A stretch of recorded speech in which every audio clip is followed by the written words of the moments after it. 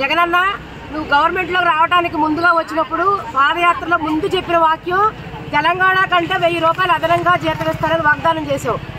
అంటే ఆశా వర్కర్లు నీ కాళ్ళ మీద పడ్డారని వాళ్ళకి జీతం పెంచావు. మేమేం పాపం చేసుకున్నాం అసలుకి? మేము ప్రతి నిత్యం గ్రామంలో ఉండి 1000 జనాభాకు ఒకళ్ళు ఉండి వాళ్ళ ఆలనాపాలన చూసి పిల్లల తల్లిదండ్రుల్ని పిల్లల్ని 9 నుంచి 4 గంటల వరకు మా కన్నబిడ్డలాగా అమ్మ ఒడిలాగా పెంచుకుంటూ వస్తుంటే ఇవాళ మేము అన్ని బిల్లులు మా చేతికి పెట్టుకుని సుప్రీంకోర్టు తీర్పును కూడా ధిక్కరించి మీరు మాకు జీతాలు 1000 రూపాయలేగా మేము తెలంగాణ కంటే నువ్వు ఇచ్చిన వాగ్దానం ప్రకారం ఏమంటున్నావు.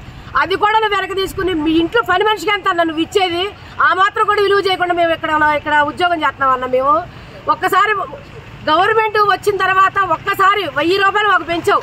అది మేము అడగకుండానే పెంచావు. అది కూడా మేము అడిగితే తెలంగాణ కంటే 1000 రూపాయలు ఇస్తానమ్మా అని వాగ్దానం చేసి మా దగ్గరకు వచ్చి ఇవాళ 4 సంవత్సరాలన్నర అయిపోయింది కాలం. ఇంకా 6 నెలలు ఉంది.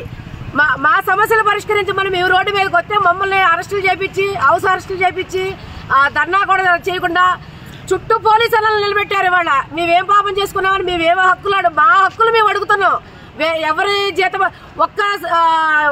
ఒక్క నెల జీతం తీసుకోకుండా ఎవరైనా ఉద్యోగం చేస్తారని చేయమని మేము చేసిన పని అంతా ప్రతి బెనిఫిషియరీకి అందాల్సింది వాళ్ళ ఇంటికి తీసుకెళ్లి అప్పచెబుతున్నాం. వాళ్ళు రాకపోయినా కూడా కన్నబిడ్డల్లాగా చూసుకున్నా ఇవాళ మీరు ఇవ్వకపోయినా సరే గ్యాస్ బిల్లుల దగ్గర నుంచి అన్ని టీఏడీఎల్ కంటే మా చేతి పెట్టుకుని మీటింగ్లకు వస్తున్నాం. మా చేతి పెట్టుకుని వండి పెడుతున్నాం.